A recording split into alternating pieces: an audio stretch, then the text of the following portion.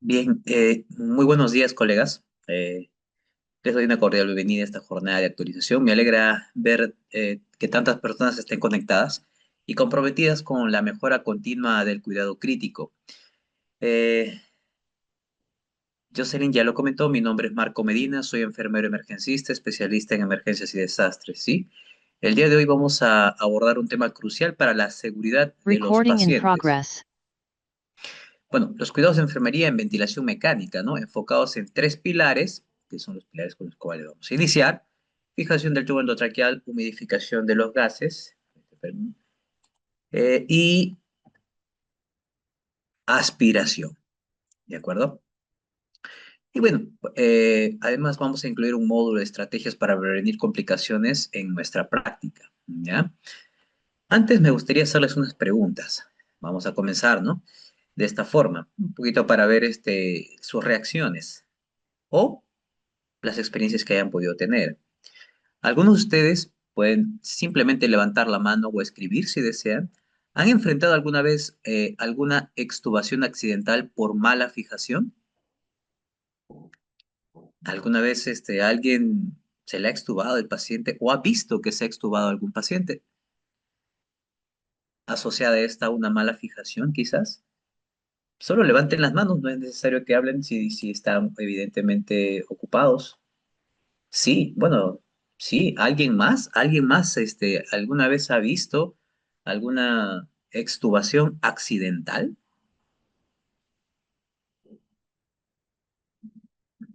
¿Mm? Bueno, Loti, la licenciada Loti nos refiere que sí, ¿no? Otra pregunta más. Eh, ¿Utilizan humidificación pasiva sin protocolos definidos? O sea, me refiero por conocimiento, ¿cierto? O la información con la cual usted se encuentra. ¿O hay un protocolo en su hospital? Bueno, Betsabe también nos comenta, ¿no? Que, no sé, Betsabe, bueno, asumo que tal vez esté ya respondiendo sí a las dos preguntas, ¿no? Si han enfrentado a alguna extubación accidental por mala fijación. Y la segunda pregunta era si utilizan humidificación pasiva sin protocolos definidos. Cada cuánto cambiarlo, cuándo utilizarlo, en qué tipo de pacientes, ¿sí? Quizás no haya un protocolo definido, ¿sí?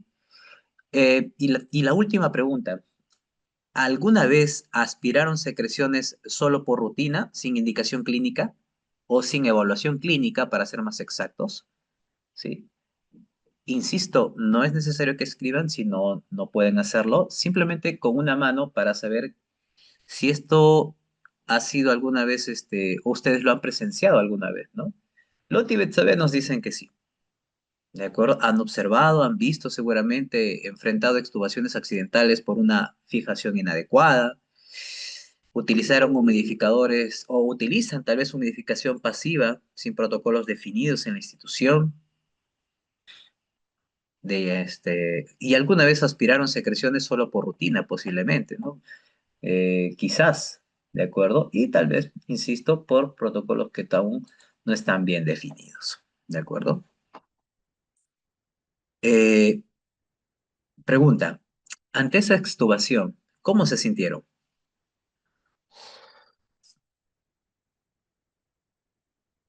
¿Hubo alguna preocupación? No sé, fue un caos tal vez, ¿no? Ponerse a buscar un tubo endotraqueal disponible que esté a la mano, con la medida ideal, que ojalá que el tubo del el laringoscopio esté disponible.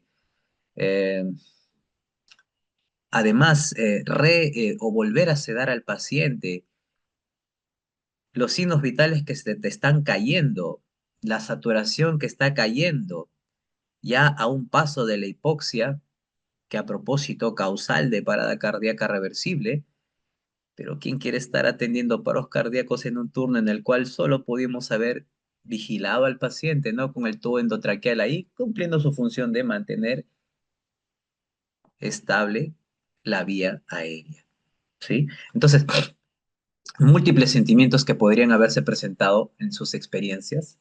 Perdonen, ¿dónde está? Aquí. Múltiples, múltiples emociones, ¿no? Que se pudieron haber presentado en su experiencia. qué difícil debe haber sido. Bueno, me dirijo principalmente tal vez aquí a Loti y Betsabe, que han tenido esta experiencia, ¿no? Qué difícil debe haber sido tener que buscar nuevamente todos los equipos o incluso Loti, Betsabe, y los demás, ¿no? Posiblemente también estuvieron en esto y tuvieron que correr de un lado a otro para buscar los equipos necesarios y poder cubrir esta necesidad. Eh, lo cual hubiese podido ser prevenible, ¿no? Quizás, ¿sí? Entonces, vamos a ver ahora algunos elementos que quizás podrían ayudarnos a que estas situaciones tan incómodas, tan desagradables para usted como profesional de la salud, encargado y responsable, ¿no? De estos dispositivos, equipos, procedimientos y de seres humanos, no, tratemos de reducir estas situaciones. Y además, evidentemente, aquí está la idea y la principal, ¿no? Sobre el estado de salud del paciente, ¿no?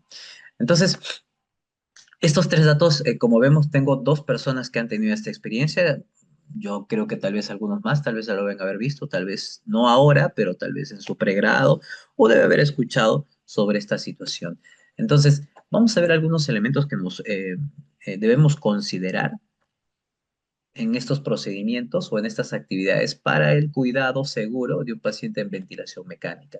Por ende, los objetivos de aprendizaje para el día de hoy están enfocados en identificar, ¿de acuerdo?, los principios de la seguridad en la fijación del tubo endotraqueal, ¿sí? ¿Cómo debo yo fijar ese tubo? ¿Qué consideraciones debo tener para fijar el tubo? ¿Cada cuánto debo vigilarlo? ¿O no es necesario, tal vez? ¿Con una fijación única será suficiente? ¿Sí? Vamos a resolver algunas de estas preguntas, ¿sí? Aplicar técnicas adecuadas de humidificación de gases. ¿Será importante humidificar los gases que entran en una persona? ¿O ya el sistema respiratorio o el propio equipo lo podría hacer sin necesidad que nosotros apliquemos o integremos algún otro dispositivo?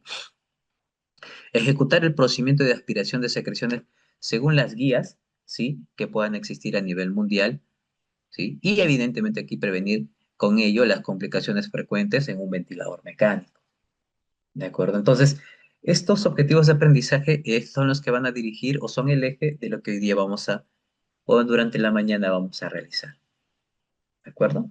Muy bien.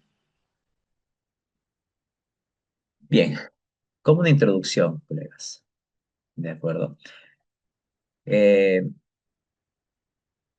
si hablamos un poco sobre la mortalidad de los pacientes que ingresan a unidades críticas, aquí tenemos información, ¿no? Estadística de la incidencia o de la mortalidad, perdón, de la mortalidad que tenemos de pacientes en ventilación mecánica y cuál es su valor de mortalidad.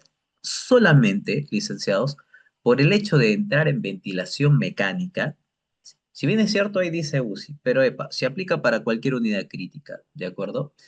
A veces debemos mantener el paciente en emergencia o, si en el caso se queda en UCI, de igual manera va a tener un tiempo prolongado de estancia posiblemente. Pero licenciados, solamente ya el hecho de colocarlo en ventilación mecánica, ¿sí?, genera una expectativa de mortalidad. La mortalidad expectante en Perú, ¿sí?, nuestra realidad es de aproximadamente el 50%. Epa, ¿qué? El objetivo de la ventilación mecánica es generar un soporte y posibilidad de supervivencia. Pero miren, la supervivencia realmente no es tan significativa. No lo digo yo. Están ahí, no es una apreciación ni una impresión, basada en la experiencia personal, ¿no? Lo que te estoy trayendo son datos eh, que están en la internet. Usted puede revisarlos, ¿de acuerdo? Entonces, hay un trabajo de investigación que nos habla de que la mortalidad en los pacientes con ventilación mecánica es del 50% aproximadamente. Solo por el hecho de llevarlo a ventilación mecánica ya tiene 50% de posibilidades de morir, independientemente del motivo por el cual haya ingresado. ¿De acuerdo? Seguridad de la vía aérea, insuficiencia respiratoria, shock severo, etcétera, etcétera, etcétera. por el motivo que haya ingresado a ventilación mecánica, tiene un 50% de mortalidad solamente por utilizar ese dispositivo. Ahora, si la situación es más significativa y está enfocada en el sistema respiratorio, como aquí, por ejemplo, en el síndrome de distrés respiratorio agudo, esta expectativa de mortalidad aumenta hasta un 55,6%, ¿no? 5% más. ¿De acuerdo? Entonces, licenciados, ya de por sí, cuando usted participa en la intubación junto con el equipo de avanzada, al, al cual usted pertenece, ya estás reduciendo la expectativa de vida. Insisto, este es con el objetivo de salvar la vida, claro está, pero se está agregando ahora una posibilidad de morir al paciente solo por el procedimiento instalado, que es aproximadamente, insisto, un 50%. Bueno, en países de peores recursos que el nuestro, sí, la expectativa de mortalidad es del 40 al 60%. Venga, quiere decir que no estamos tan mal, gracias a Dios.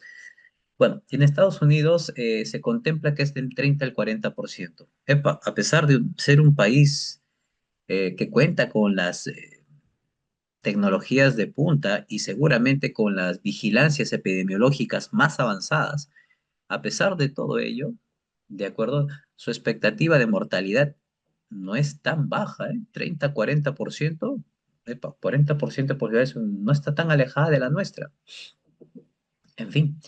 Y vemos que a nivel global o a nivel mundial, 13 al 78% es la expectativa de mortalidad en cualquier paciente que entra en ventilación mecánica. Licenciados, ¿de acuerdo?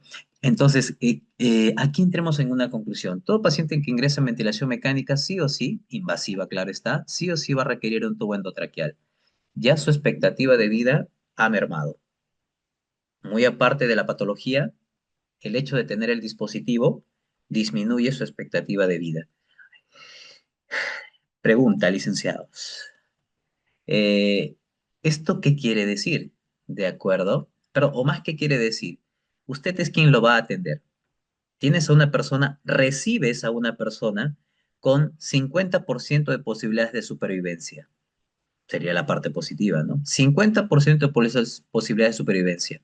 Pregunta, eh, ¿tus acciones tendrán alguna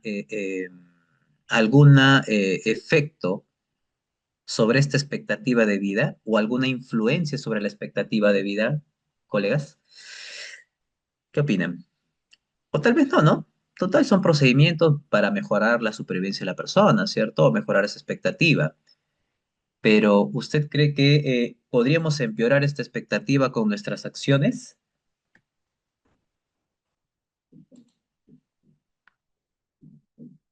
Bueno, claro que sí. Bueno, Carolina nos dice que sí, ¿no? Percibe que sí, Carolina. Yo creo que los demás también perciben una idea similar. Ya tenemos una persona con mitad de posibilidad de supervivencia o un 50% de supervivencia. Entonces, he aquí donde usted, yo, nosotros, ¿sí? Tenemos un papel importantísimo. Como tal, usted en el cuidado de todo paciente en ventilación mecánica va. Área del cuidado de enfermería, tubo endotraqueal, listo. El cuidado del tubo endotraqueal eh, genera o empeora la expectativa de vida del paciente, como usted puede ver ahí, en un 10 hasta un 25%. Si es que no está, si es que es correctamente realizada. En este caso, este porcentaje se relaciona con la extubación, a propósito, sí, no planificada o extubación accidental.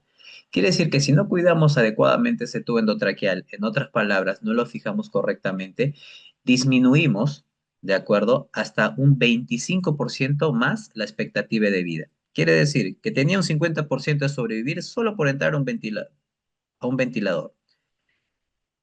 Por nuestras acciones, ¿de acuerdo?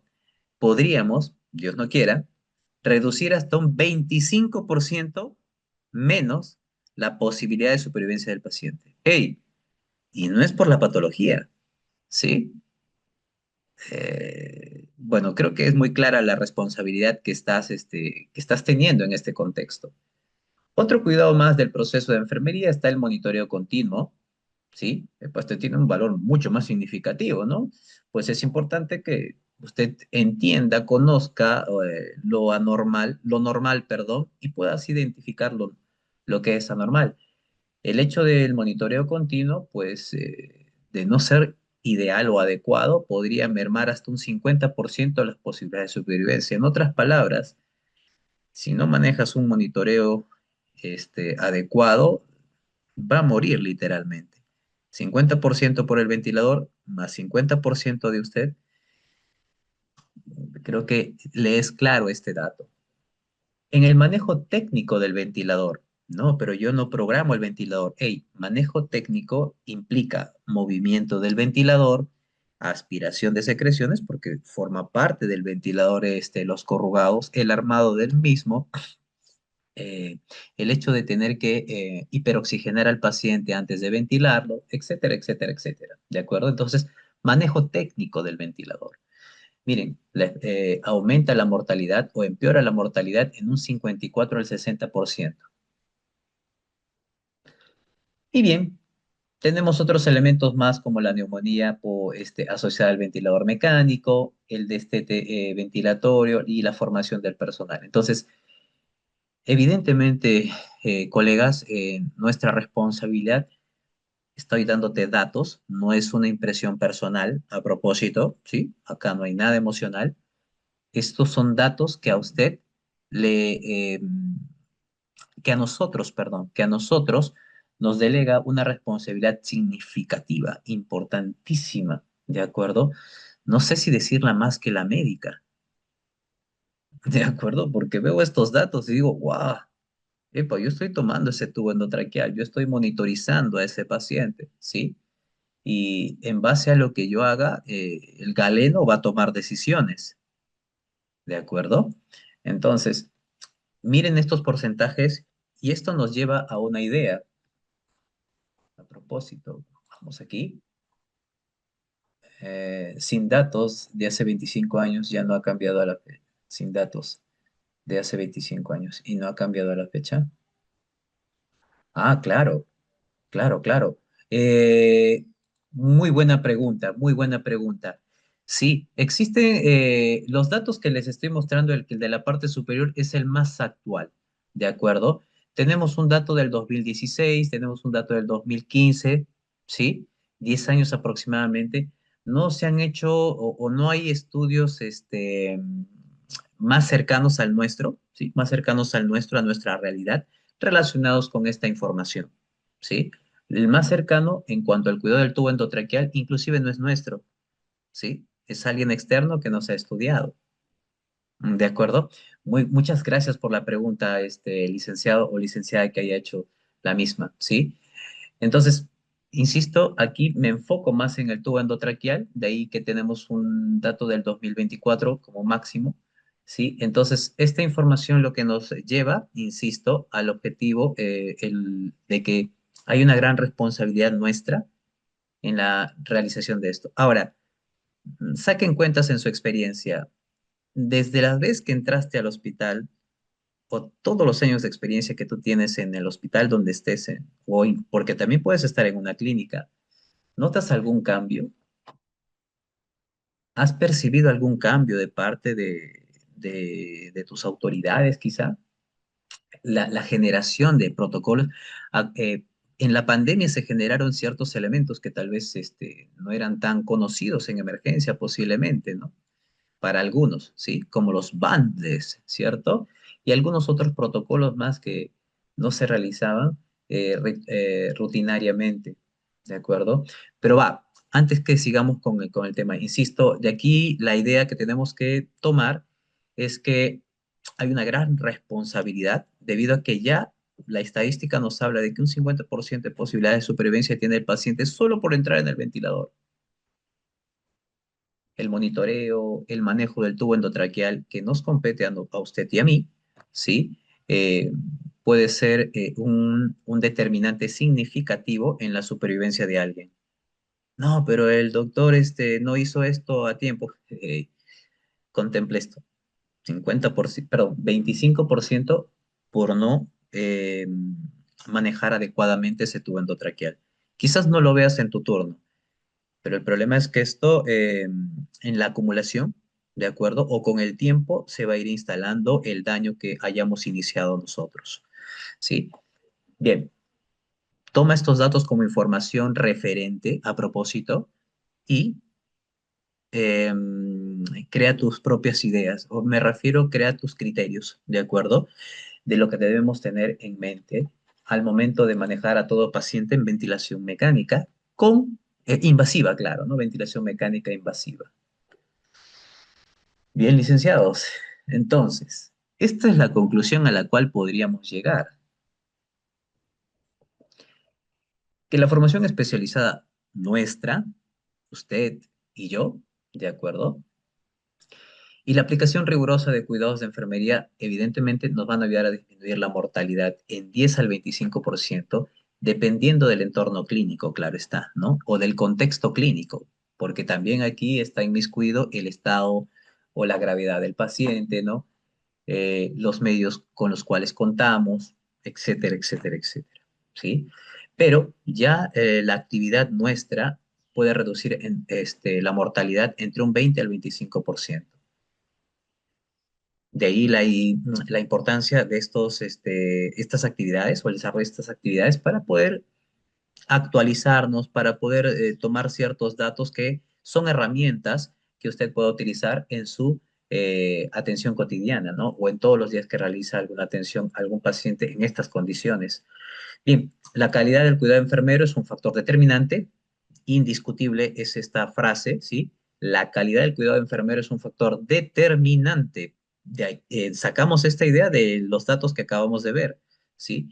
Y medible en los resultados del paciente ventilados, ¿de acuerdo? Lo que no se mide no se mejora o no puede mejorar, ¿de acuerdo? Entonces, ahí están los datos, licenciados, insisto, saquen sus propios criterios en base a esto, pero creo que la idea aquí es una. Nuestra capacitación es importantísima e indispensable para reducir la mortalidad en la atención que brindamos. Fijación del tubo endotraqueal, entonces. License. Como tal, si vas a manejar un tubo endotraqueal, idealmente deberíamos conocer cada una de sus partes y algunas de sus características. Eh, Como tal, este es un elemento que tiene una contextura como plástica, ¿de acuerdo? PVC muy poco común, es más de poliuretano, que es más suave, ¿sí? Y también puede ser de silicona. Inclusive hay otros tubos que pueden ser anillados, que son mucho más flexibles incluso. En la parte superior, sí, tenemos la estructura llamada conector. Este conector, license, eh, no creo que sea nuevo para ustedes, pero quizás para algunos sea un tema de actualización. Todos los días debes estar manejando esto seguramente, pero como tal, insisto, tenemos que unificar un solo término idealmente para podernos comunicar de manera adecuada. Este conector tiene una medida única, son 15 milímetros, ¿de acuerdo? De diámetro, que es estándar, ¿ya? Por ende, y por tu experiencia seguramente te diste cuenta que se puede adaptar tanto a una bolsa de resucitación como al tubo en Y de un ventilador mecánico. ¿De acuerdo? ¿Sí? Entonces, es una medida estándar. ¿Sí? Son 15 milímetros de diámetro que tiene este elemento llamado conector. ¿Podríamos conectar un ventilador o un AMBU sin este dispositivo? De manera ideal o correcta, no, claro que no. Y lo más probable es que seamos muy creativos y veamos la forma de solucionar si nos pasa en ese momento que ese conector no esté ahí, ¿de acuerdo? Pero idealmente, y lo correcto es que este conector siempre debe estar ahí porque es la manera más sencilla, la manera más correcta, la manera más segura de poder utilizar el tubo endotraqueal como una vía aérea y pueda conectarse esta a un tubo endotraqueal, perdón, a una bolsa de resucitación, conocidos todos como usted y yo como AMBU, y un ventilador mecánico. Medida aproximada, 15 milímetros de diámetro. Luego tenemos muy cercano a esto el balón de control, ¿sí? O también llamado piloto, por el cual seguramente usted ha usado muchas veces inflado para poder inflar el balón de neumotaponamiento, ¿cierto? Licens, ¿alguna vez les ha tocado un tubo endotraqueal con el balón roto? Posiblemente en una intubación, pucha, y seguramente difícil, o tal vez en una reintubación, no lo sé. Qué complejo debe haber sido. Como pueden ver en este caso, este tubo endotraqueal en el balón de control o piloto cuenta con medidas, de acuerdo a ciertas características sobre la presión a la cual debería ser insuflado. Bien, además de eso, aquí contamos ya con los marcadores de profundidad, ¿de acuerdo? Lo que usted seguramente también en su ámbito regular ve, 18, 20, 22, ¿no? Valores de profundidad de inserción o también llamamos marcadores de profundidad. También tenemos el balón de neumotaponamiento, ¿sí? Comúnmente conocido como el CAF, ¿sí? Este CAF que nos ayuda a fijar al tubo, ¿cierto, Licens? Licens, el balón de neumotaponamiento nos ayudará en la fijación del tubo endotraqueal o no, tal vez. ¿Qué opinión les merece el balón de neumotaponamiento o también comúnmente llamado CAF? ¿Ayudará en la fijación del tubo endotraqueal? ¿Reducirá las posibilidades de una extubación?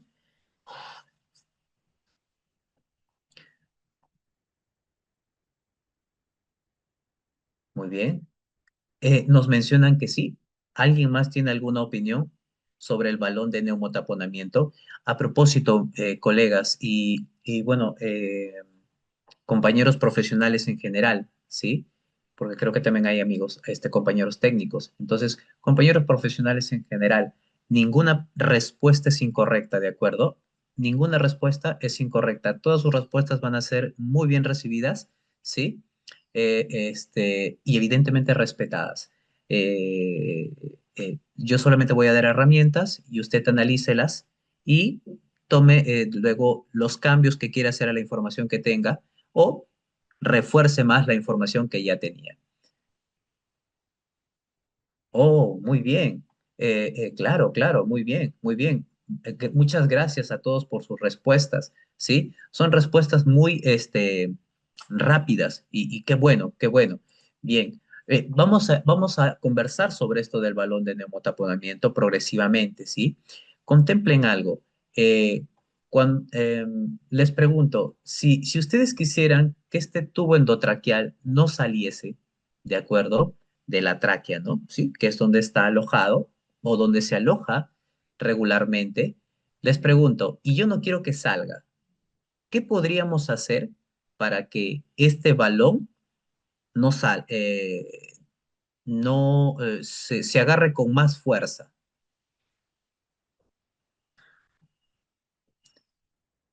¿Sí?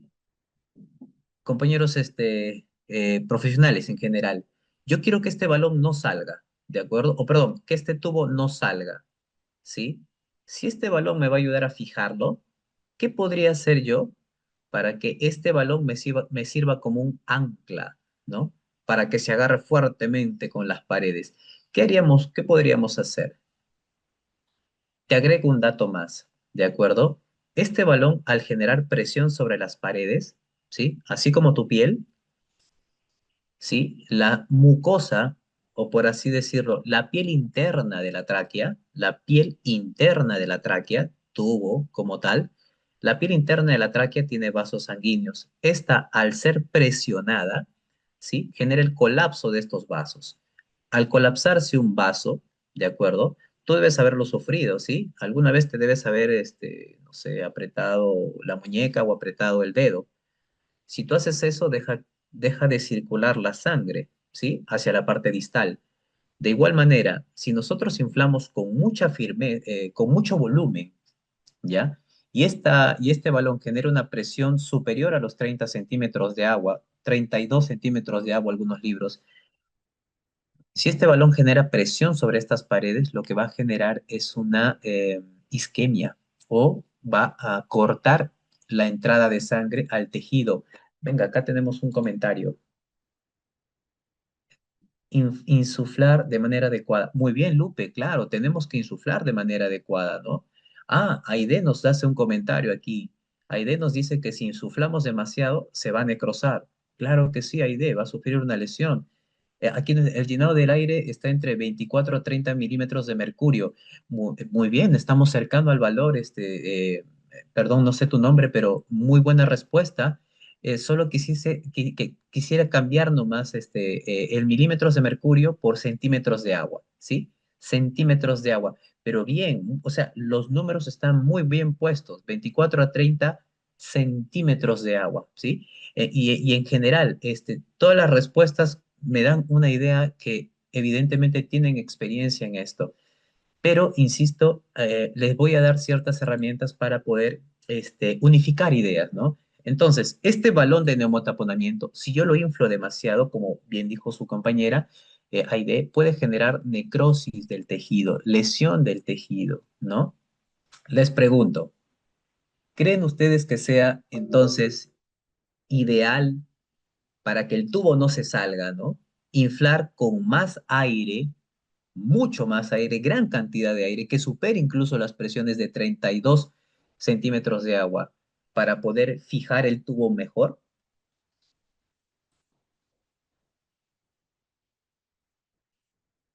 Ah, muy bien, muy buena. Pero ¿cómo se podría medir en caso práctico? Claro, muy bien. En caso práctico, bueno, o tal vez quiero entender la pregunta como quizás no tengamos un dispositivo que mida centímetros de agua, ¿no? Podríamos transformar esos valores a milímetros de mercurio. Si utilizamos los milímetros de mercurio, que muy bien lo estás utilizando aquí, sería bajarle un poco los valores.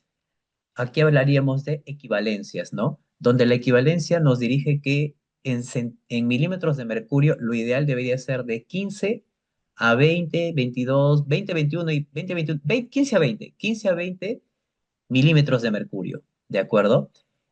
¿Cómo podríamos hacerlo? Bueno, armamos un dispositivo que en la práctica, a propósito, compañeros profesionales, lo vamos a armar, lo vamos a desarrollar. Si tal vez no creo que no lo hayan hecho, estoy convencido que sí. Y si no, lo revisamos nuevamente en el taller que vamos a tener el día que corresponde.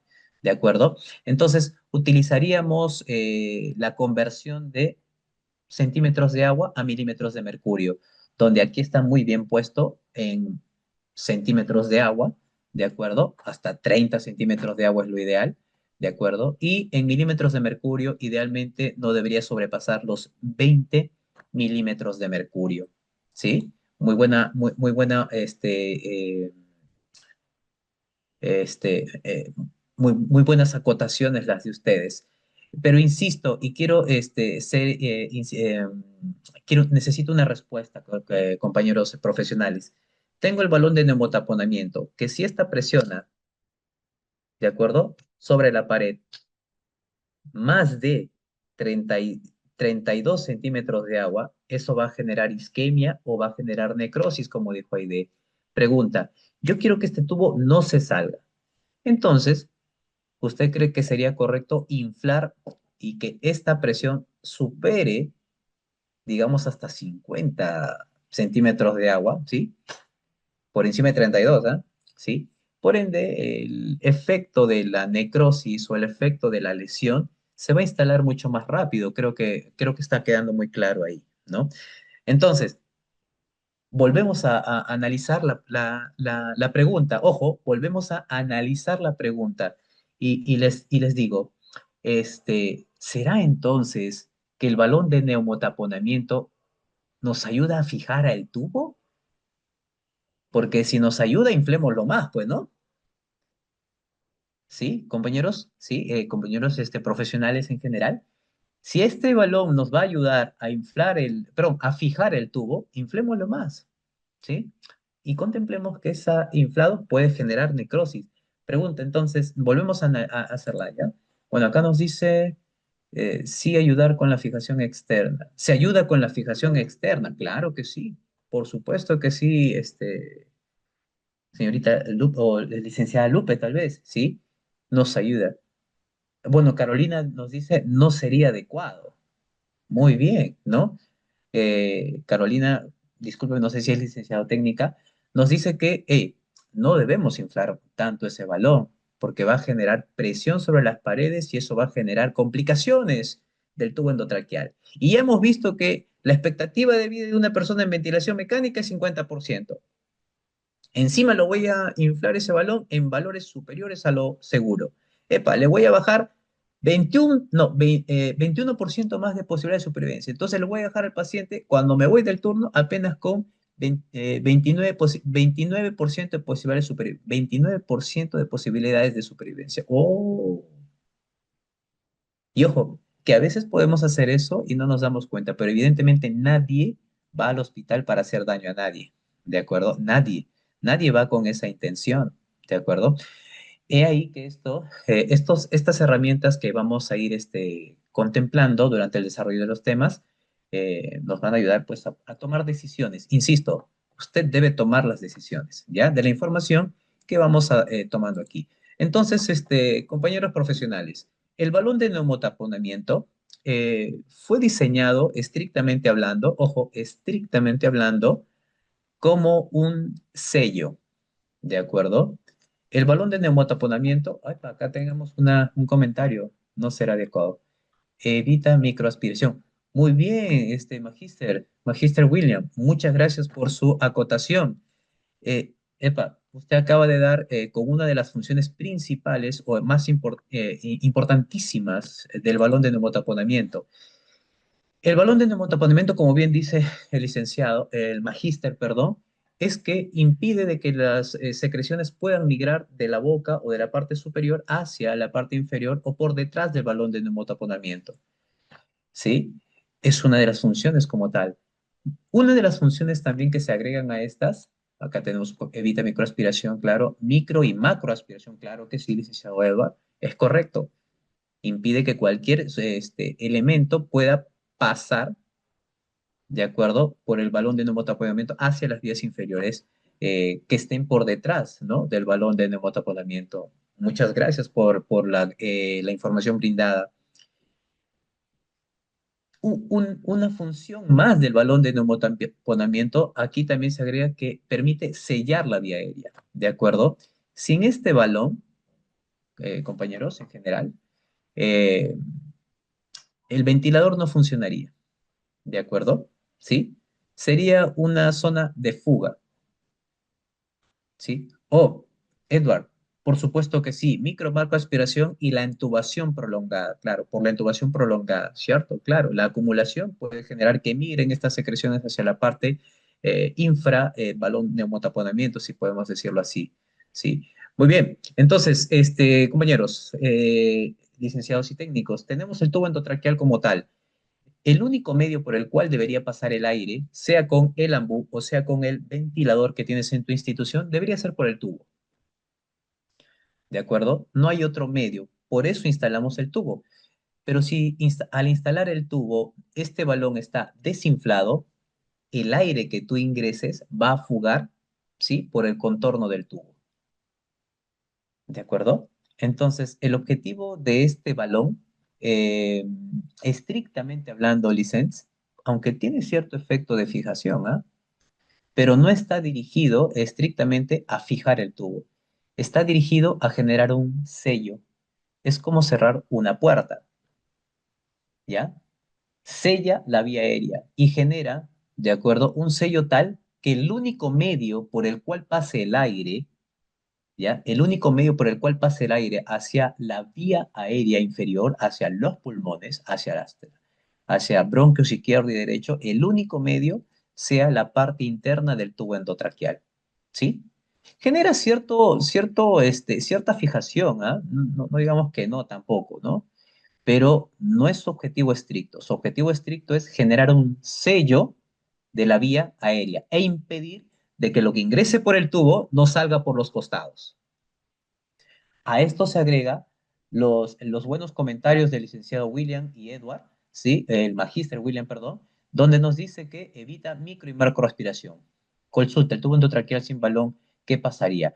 Martín, muy buena acotación. En el caso de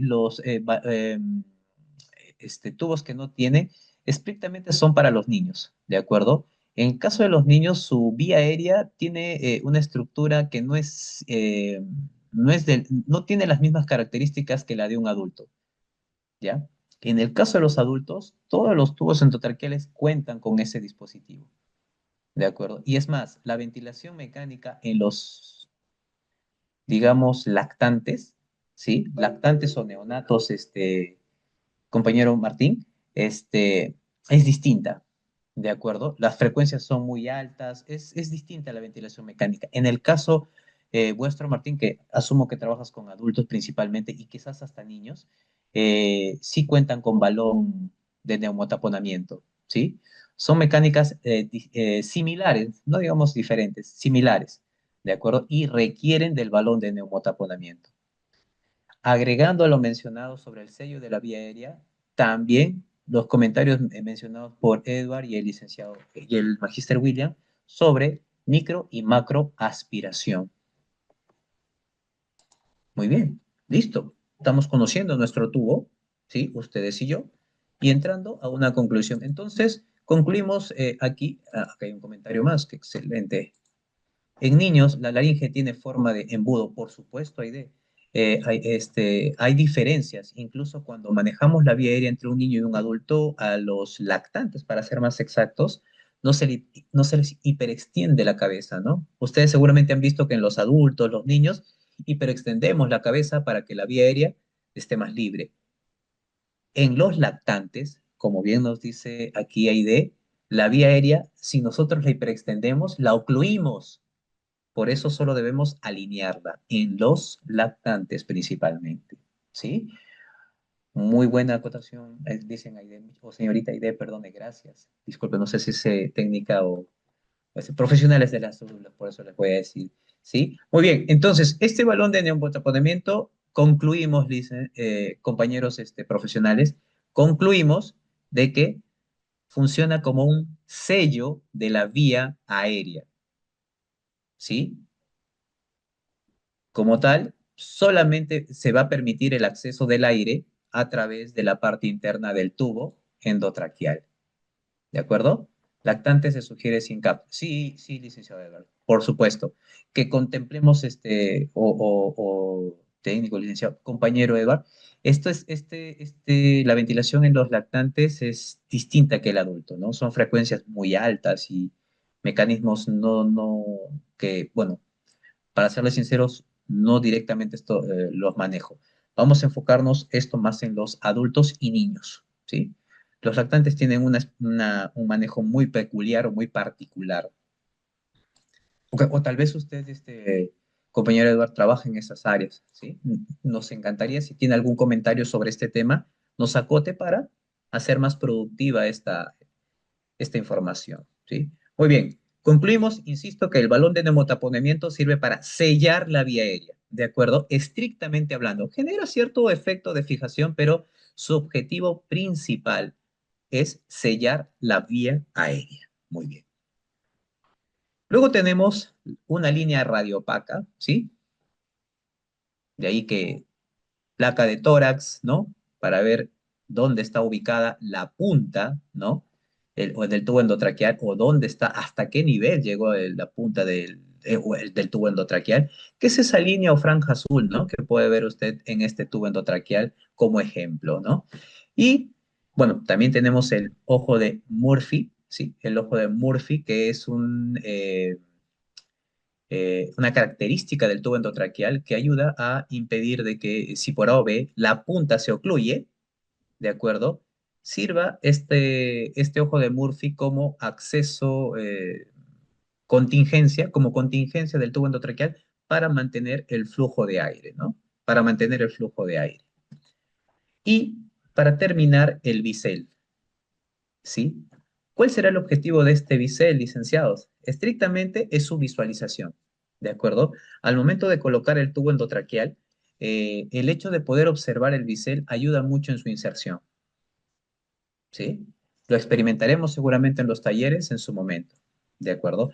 Bien, entonces aquí están los elementos de un tubo endotraqueal. Aquí no he colocado las medidas, estas pueden ir desde el 9, 8, usted definitivamente conoce. Esos valores están relacionados con su diámetro a propósito, ¿sí? Los valores de 8, 9, ¿no? Cuando nos piden tubos, dame un tubo 8, dame un tubo 9, están en relación a su diámetro o a la luz, ¿de acuerdo? A la luz que tiene el tubo endotraqueal. Muy bien, continuamos.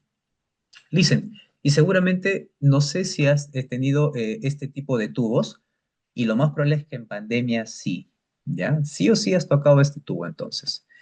Tal es así que este tubo tiene dos líneas, ¿no? Una, que es la que llamamos piloto, y esta segunda es un lumen subglótico, o también llamado puerto de succión, ¿no? Que básicamente es como una sonda de aspiración, ¿de acuerdo? Que está internamente colocada, ¿sí? Internamente colocada en el tubo endotraqueal y que permite la aspiración de secreciones supraglóticos, ¿de acuerdo? O subglóticos, perdón. Muy bien. Eh, Listens, acá. Cuidado del tubo endotraqueal como tal. ¿Será importante? Definitivamente que sí. Hay que fijarlo correctamente. ¿El balón de neumotaponamiento fijará el tubo endotraqueal? Ya vimos que estrictamente no. ¿De acuerdo? Entonces, es importante fijar correctamente entonces el tubo endotraqueal para evitar desplazamientos accidentales y reducir riesgos de extubación no programados. Tal es así que existen métodos de fijación, licenciados. Hey, no está aquí el balón de neumotaponamiento, ¿ah? ¿Sí? Que puede ayudarnos alguito, puede ser, pero jamás va a reemplazar a una fijación a una fijación como tal, ¿no? Formal. Métodos de fijación tenemos dos principales o dos subdivisiones, ¿sí? Una en la cual se utilizan gasas adhesivas o cintas. Epa, acá tenemos a alguien que hace un comentario, encantado en leerlos. Bueno, si es por favor enviar el link de... Ah, claro, claro, Hammer. En breve se los vamos a participar. ¿Sí? Muy bien. Entonces, gasas adhesivas o cintas y fijadores comerciales. License, en cualquiera de los casos, ¿de acuerdo? Lo más probable es que tú estés familiarizado más con las cintas o los adhesivos igual que yo, ¿de acuerdo? Y nos guste más, ¿no? Que utilizar fijadores comerciales porque son más costosos, más caros, y capaz no hemos tenido la experiencia de utilizarlo. O quizás trabajas en una clínica y sí, y has tenido la experiencia y venga, ¿no? Lo tienes a la mano. En cualquiera de los casos, ¿de acuerdo? La recomendación siempre va a ser verificar la posición cada turno y tras movimientos del paciente. Hey, dicen, ya está. Verificar la posición cada turno y tras los movimientos del paciente. Algo tan sencillo como eso y veamos a ver cómo nos va. Pero insisto, métodos de fijación, gasas adhesivas y cintas y fijadores. Permítanme mostrarles esto de aquí. Acá tenemos, por ejemplo, uno de los dos primeros métodos en los cuales tenemos la cinta adhesiva general, ¿sí? Nuestro confiable esparadrapo, ¿no? Nunca nos ha fallado, ¿de acuerdo? Haces tu cinta, tu nudito de alondra, o también podemos utilizarlo como adhesivo, partiéndolo en tres partes, utilizando la parte media para fijar el tubo y los otros dos extremos, ¿no? Para poder fijar a la cara, ¿sí?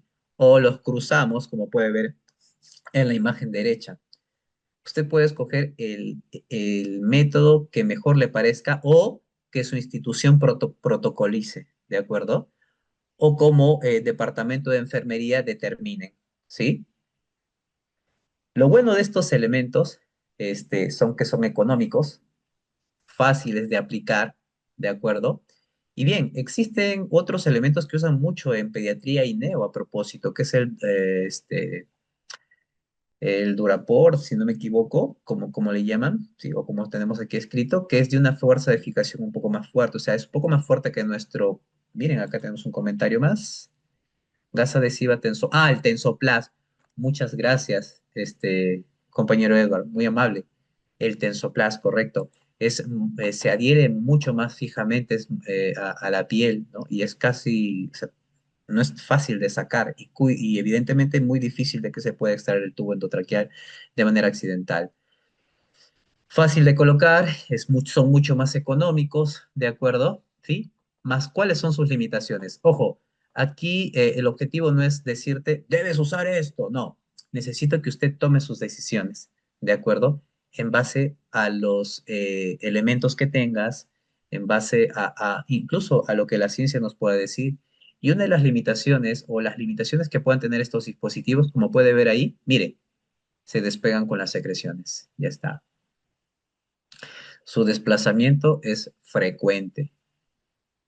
Hey, no, pero mío nunca se... Epa, revíselo, ¿de acuerdo? Cada turno o cada vez que movamos al paciente. Quizás lo llevamos a tomografía, rayos X, o hacemos el baño en cama, o etcétera, ¿sí? Puede despegarse con secreciones o el desplazamiento frecuente. Además, puede irritar la piel con el uso prolongado. Entonces, esas serían nuestras limitaciones con nuestros dispositivos que habitualmente usamos, ¿no? Acá un comentario excelente. Contraindicado en pediátricos. Claro, claro que sí.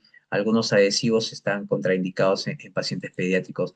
Recuerde que sí, el protocolo de la institución lo determinan ustedes, ¿no? Lo que les voy a mostrar son los elementos y algunos datos que he encontrado en base a guías, ¿de acuerdo? Donde nos hablan de las ventajas y desventajas. Y aquí, licenciados, la cinta adhesiva, el Durapor como tal, que puedes colocarlo adhesivo, pero la limitación es que las secreciones, la grasa de la piel, puede generar su desplazamiento, ¿no? O despegue.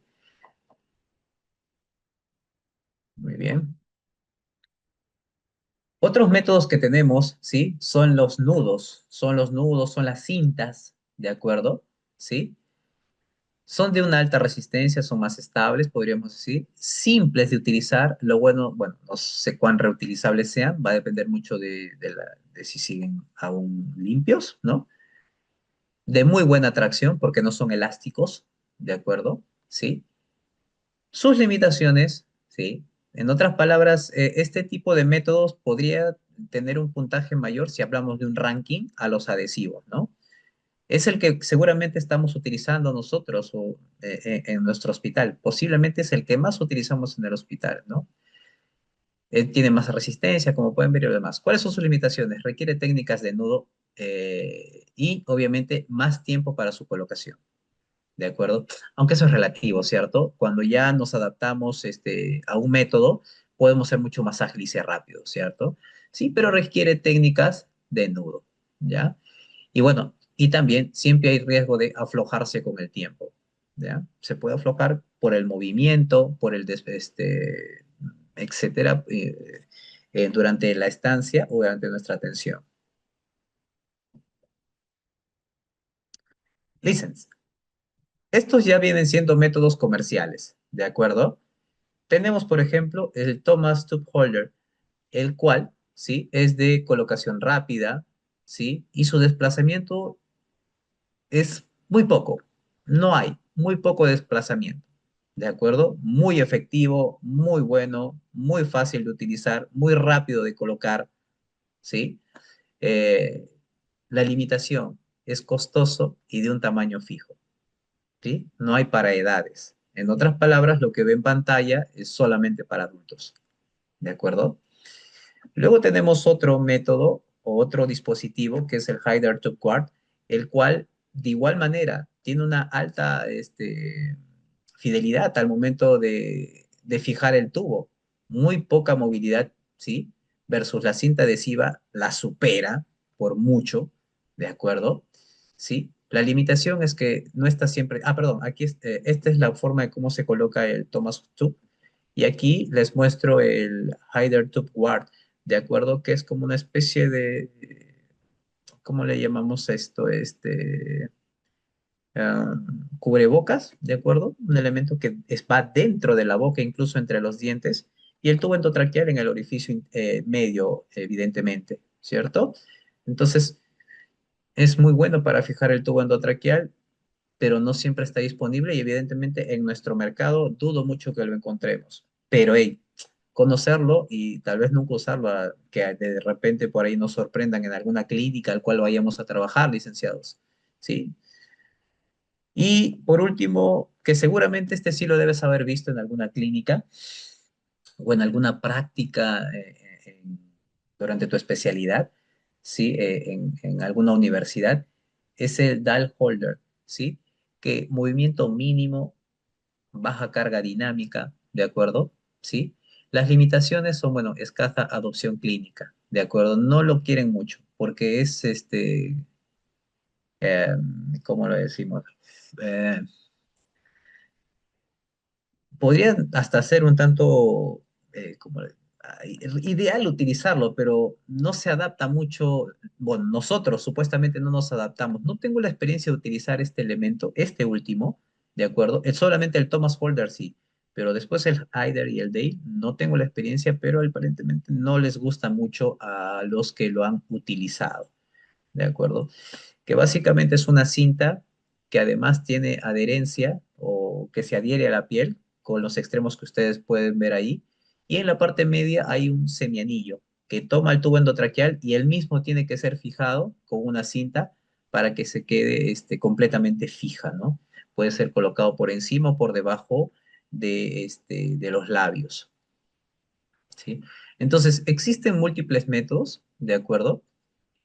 Acabo de mostrarles también cuáles son sus características. Insisto, aquí la institución determina cuál método le parece más ideal, basándose en la posibilidad de su adquisición y su seguridad. Definitivamente los adhesivos quizás no sean muy seguros porque son con secreciones se desplazan rápidamente. Los de fijación son mucho más seguros, ¿de acuerdo? Pero requiere que usted maneje técnicas de nudo, ¿sí? Que a nudo alondra, perfecto. Puedes utilizar alondra o cualquier otra modalidad de nudo, ¿de acuerdo? ¿Sí? No es específicamente alondra. Si usa cinta, perfecto. Usa un nudo que sea fijo y que no permita el desplazamiento del mismo. Ya está. No es estricto que utilices alondra por así, ¿ya?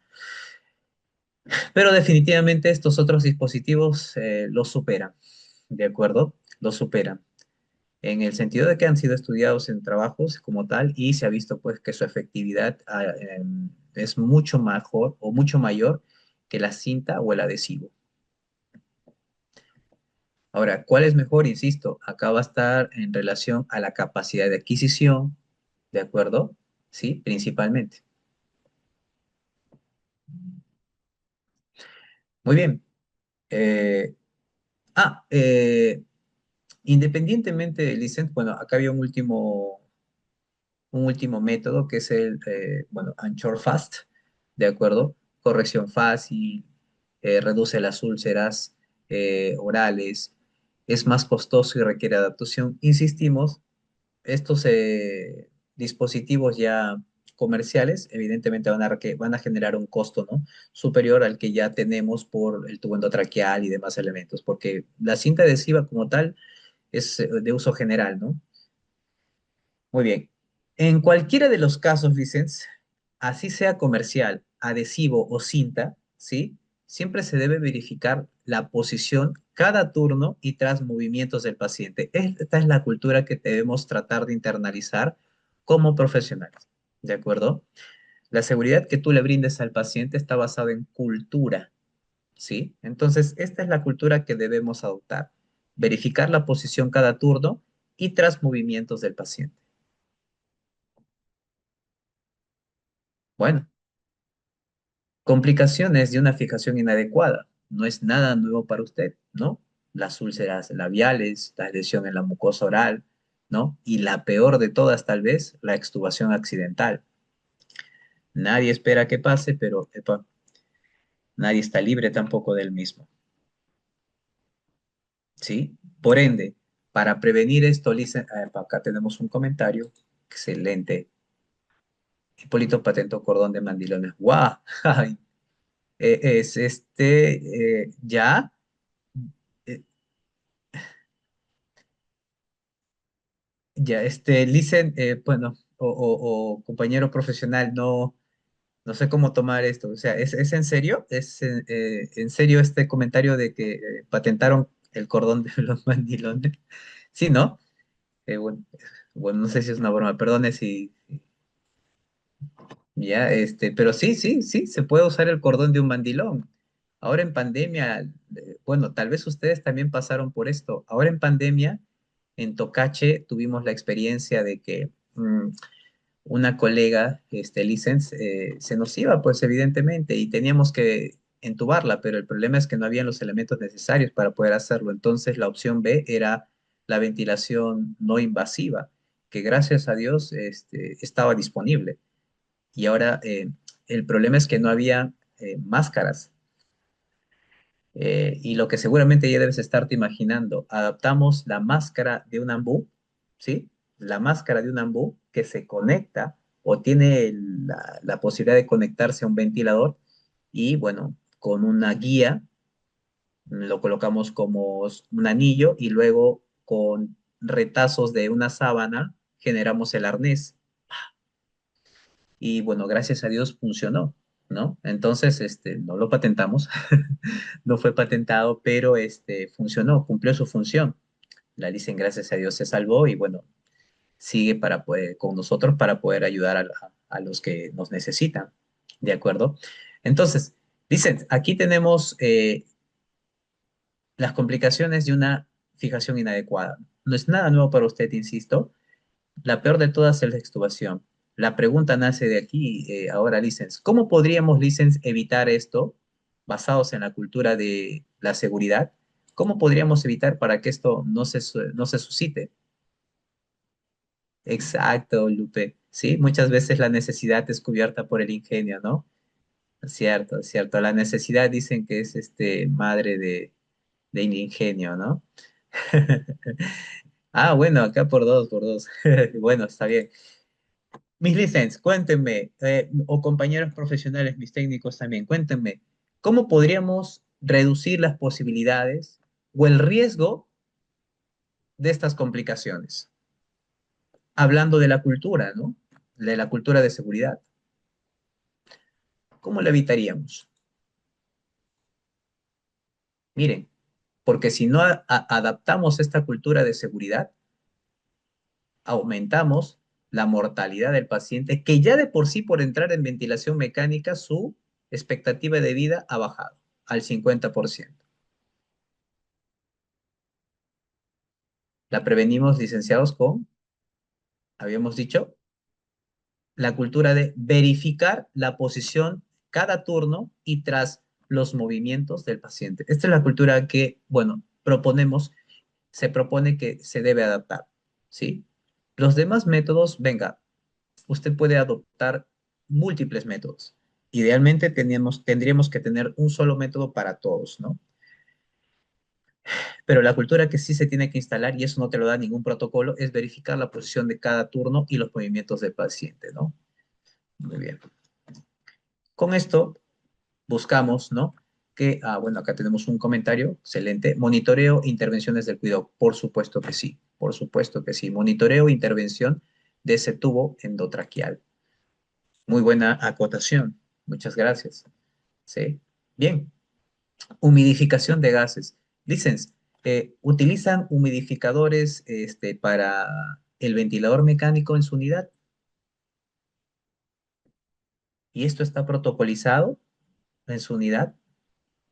¿O lo entuban? Bueno, si es emergencia, lo más probable es que no dure mucho tiempo en la unidad, sino que sea, ¿no? Trasladado hacia una UCI, ¿no? Esto más común, ¿no? Y seguramente tal vez has hecho turno en UCI, ¿no? Porque si hay necesidad, caballero, nomás. Bien, la humedad fisiológica tuya y mía, ¿de acuerdo? ¿Sí? Está aproximadamente a una temperatura inspirada de 37 grados. El contenido de la humedad absoluta es de 40 miligramos de agua por litro de gas, ¿de acuerdo? Ey. Por último, simplemente contenido de humedad absoluta 44, ¿de acuerdo? Ténmelo ahí. Ténme ese dato en la mente, por favor. El contenido de la humedad absoluta, ¿sí? Fisiológica vuestra y mía, 44 miligramos de agua por litro de gas. Ya está. La presión de vapor de agua está a 47 milímetros de mercurio con una temperatura de 37 grados. Estos dos datos, ¿por qué te pido que por favor los contemples o los consideres? Porque son los parámetros que tú vas a utilizar al ventilar a alguien. La naturaleza ya nos dio el ejemplo de cómo ventilar a alguien. Lo que nos toca a nosotros es emularlo, copiarlo, ¿sí? Hacer lo mismo que hace la naturaleza, ¿sí? En una persona sana, o sea, usted y yo, epa, un comentario importantísimo, ¿no? Agua se mide en gramos, ¿vale? También, unidad de medida, ¿sí? Ah, eh, ya entendí la pregunta. No está hablando estrictamente de... acá son partículas, ¿de acuerdo? Son partículas. Por eso solamente el valor 44, humedad 44, ¿sí? Humedad 44, solamente ese dático. Y acá abajo, por favor, síganme. En una persona sana, ustedes, yo, ¿sí? La humedad fisiológica que acabamos de analizar, ¿sí? Se alcanza a nivel de la tráquea subglótica o carina, ¿no? Donde el aire inspirado ha sido calentado, humidificado por la nariz, tu nariz, y las vías aéreas superiores. ¿De acuerdo? La naturaleza es maravillosa y genera que el aire que ya ingresó a los bronquios izquierdo y derecho tengan una humedad de 44, ¿ya? Para simplificarlo, ¿de acuerdo? Tengan una humedad de 44. Y ese aire inspirado tiene un vapor de agua, ¿sí? De 40 a 47 milímetros de mercurio de presión con una temperatura de 37 grados, ¿no? Tibiecito y bien húmedo, ¿de acuerdo? Ahora, ¿por qué es importante esto? Licens, ¿por qué el aire que tú inspiras tiene que ser calientito, caliente y húmedo?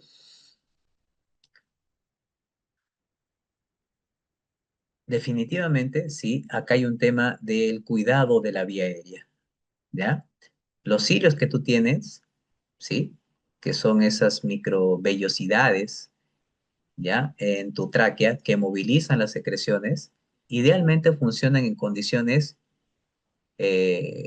con esta humedad bueno, y en relación a esta temperatura, ¿ya? Es lo ideal. De esa forma, le facilitas la movilización de las secreciones como tal. Secreciones que, bueno, tú bien sabes que cumplen la función de defensa. Pero, hey, ¿qué pasa, de acuerdo? Si no, ventilamos, pues la naturaleza, insisto, ya nos enseñó. ¿Qué pasaría si ventilamos a alguien fuera de estos valores? Bueno, ¿por qué humidificamos? Por lo mencionado, ¿no? ¿Qué pasaría si no lo humidificamos? Primero, sí, aunque quizás tú me digas, pero yo no he visto eso en mi paciente, yo lo he tenido varios tiempos. Epa, ¿los viste por dentro? ¿Mm? ¿De acuerdo? Primero, se secan las vías aéreas. Creo que no necesitas una superclase para determinar ello, ¿no? La pérdida de la humedad en la mucosa genera lesiones, ulceraciones y sangrado. Lo que sí debes haber visto es a veces sangrado al aspirar. Disfunción mucociliar, ¿no?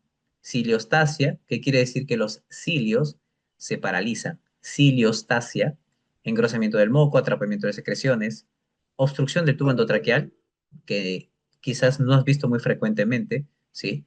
Pero existe como tal, secreciones espesas, obstrucción o necesidad de la succión frecuente. Entonces, el hecho de no humidificar las vías aéreas, licens, técnicos, compañeros profesionales, si no humidificas la vía aérea, al ventilarla, ¿de acuerdo? Principalmente con el tubo endotraqueal, porque muy difícilmente tal vez vamos a estar con una Bu mucho tiempo, ¿no? Se secan las vías aéreas, los cilios se paralizan y esto genera la obstrucción del tubo endotraqueal, ¿sí? No hay nada nuevo aquí, asumo yo, solamente estoy quizás utilizando términos o datos que ya te hacen recordar lo que ya sabes, ¿no? Muy bien. Entonces, ¿qué más? Aumenta la viscosidad. Encima de que paralizas los cilios y haces que se seque la vía aérea, el moco se hace más difícil de mover, lo cual, a la larga, además genera atelectasias por deshidratación del epitelio, ¿sí? Lo cual conlleva el colapso alveolar. Pérdida de calor. Gases fríos provocan hipotermia y aumento del consumo metabólico. El poco que ya tienes seguramente porque tú eres un paciente crítico habitualmente, ¿no? Mayor riesgo de infecciones. Mucosa dañada, secreciones retenidas favorecen a la colonización y neumonías adquiridas por el ventilador o asociadas, perdón, al ventilador. ¿Ya? Entonces, listen, y mis técnicos en general, ¿sí? Usted es técnico, yo que tengo que ver en esto, tienes que ver mucho, ¿ya? Tienes que ver demasiado, porque formas parte de un equipo de salud, ¿sí? Entonces, es indispensable humidificar ese aire que ingresa por las vías aéreas, por lo que acabamos de ver, ¿de acuerdo? Y si no, le vas a quitar 21% de posibilidad de supervivencia, o 25, perdón, por ciento de posibilidad de supervivencia a alguien que ya tiene 50% de posibilidades de morir por estar en ventilación mecánica. Unos datos más. Tras solo 3 horas sin humidificación, se observa un importante daño epitelial. Eso se ve en un trabajo, en un estudio científico a propósito. Tras 3 horas de humidificación, ¿de acuerdo? Sin humidificación, perdón, lo conectas al ventilador, ve, ¿para qué vamos a colocar un HME, no? Eh, ya comienzan las lesiones, ¿sí? En el tejido de las vías aéreas, ¿sí? Lo cual obviamente puede conllevar a la obstrucción de la vía aérea por las secreciones acumuladas, ¿sí?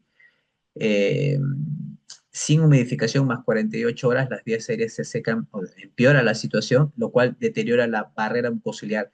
Puedes generar, la barrera mucociliar a propósito es el movimiento de los cilios, en otras palabras, ciliostasia. Esos cilios se paralizan, las secreciones no se mueven, ¿sí? Facilitas obviamente de esta forma que se generen infecciones en las vías aéreas. Esto incrementa la obstrucción y el riesgo de infecciones. Además, se produce pérdida de la temperatura si no humidificamos, si no calentamos. ¿Sí? Entonces, por estos motivos, ¿sí? Es que con las acciones que no realizamos en el cuidado del tubo endotraqueal como tal, en la humidificación del aire o de los gases que se ventila al paciente, definitivamente le restamos ese 25% que arriba acabamos de conversar. Humidificadores como tal, entonces. Lo debes conocer bastante, seguramente. Pasivo y activo. Veamos nuevamente su comparación, porque a las finales va a depender mucho de la capacidad de adquisición y la preparación que tengas para su uso, ¿no? Y por ende, como que muy complejo a veces cuando tenemos masas de pacientes, ¿no? Como tal, la humidificación activa es un dispositivo como tal técnico que requiere electricidad, ¿no? El pasivo no es así, ¿de acuerdo? Básicamente es un filtro que mantiene el calor y la humedad, ¿sí? Como características. Llamado así por el hecho de este intercambio calor-humedad, ¿de acuerdo? Es un tipo de filtro bacteriano desechable, ¿de acuerdo? El otro relativamente reutilizable, bueno, el calentador es reutilizable, ¿no? La temperatura que se puede conseguir con un humidificador activo, ¿no? 37 grados y una humedad de 44. Ey, ¿se acuerdan del 44? Humedad fisiológica vuestra y mía cuando estamos en buena salud, ¿sí? Este humidificador alcanza esos valores, ¿de acuerdo? A diferencia del humidificador pasivo, ¿de acuerdo? Que puede alcanzar humedades de hasta 30, humedad de 30, ¿ya? ¿De acuerdo? Lo cual es menos fisiológico, pero es más accesible, es más fácil de usar, definitivamente. Eficacia humidificadora. Bueno, es alta, mantiene la función mucociliar y previene obstrucciones. Y en el caso de la pasiva, moderada, menos efectiva en pacientes con secreciones abundantes. Es más, no se recomienda en pacientes con secreciones abundantes. No lo digo yo, que lo usemos nosotros porque no hay de otra, es otra cosa. ¿Sí? Muy bien. Seguimos con sus características. Una requiere energía, evidentemente la otra no, ¿sí? La condensación es muy frecuente en la activa, por ende requiere un cuidado más constante, ¿no? Una vigilancia más constante De lo contrario, se pueden colonizar más fácilmente las bacterias. El pasivo no requiere esos cuidados, ¿no? Riesgo de obstrucción del tubo endotraqueal es muy bajo porque la humidificación es constante. En el otro, moderado a alto, ¿no? Por las secreciones espesas, ¿no? Ideal en pacientes con ventilación mecánica mayor a 48 horas, ¿de acuerdo? Y el pasivo es para ventilaciones o periodos de tiempo cortos, o sea, menos de 48 horas, si queremos tener un corte de tiempo, ¿no?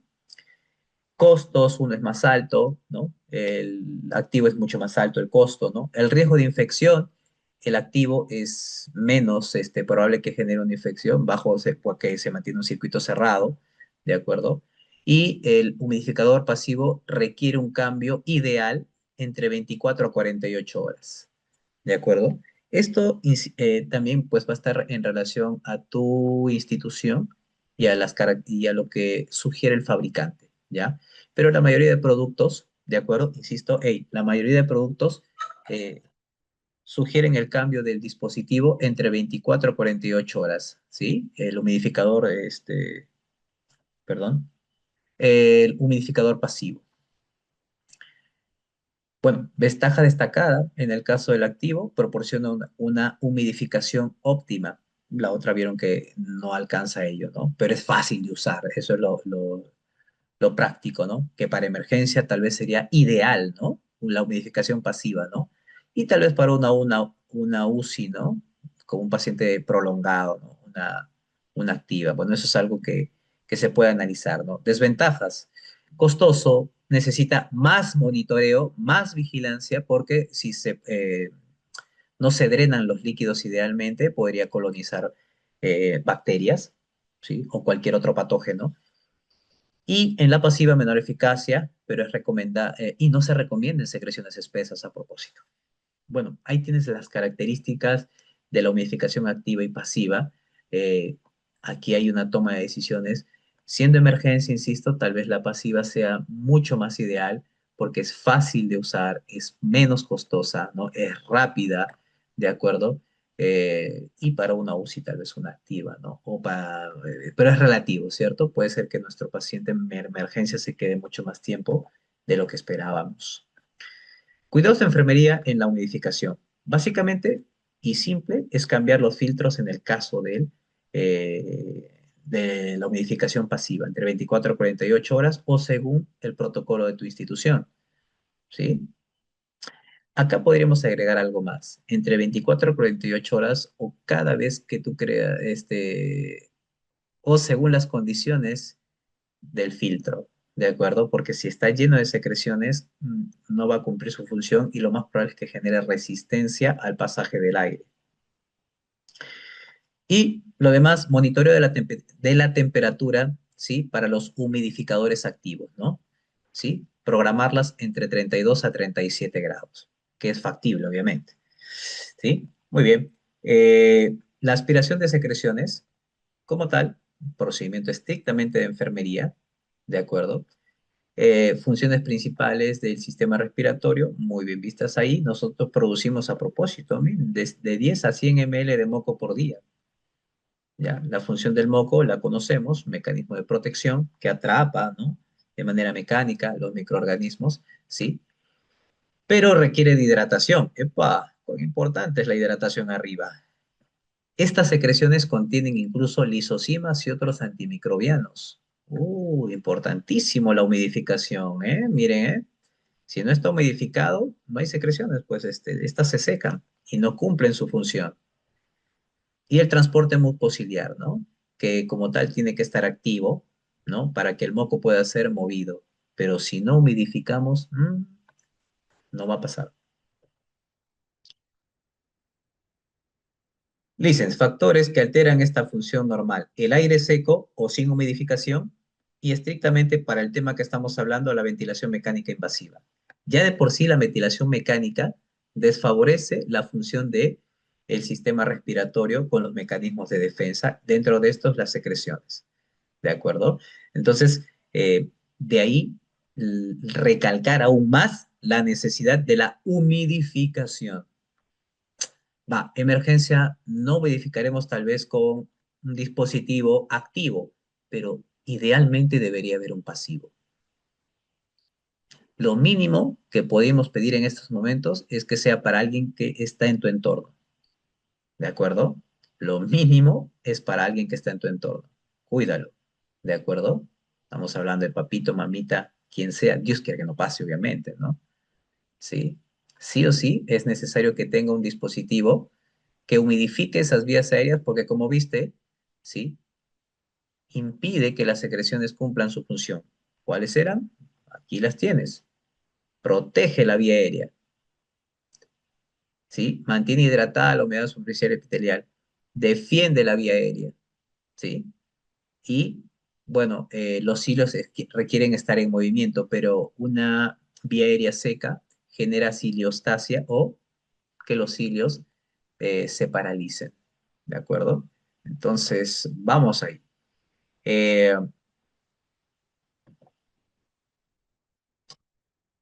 la aspiración de secreciones, estrictamente, licenciados, miren, debería estar indicado solamente cuando haya obstrucción de la vía aérea, sea parcial, evidentemente total, sí, ¿no?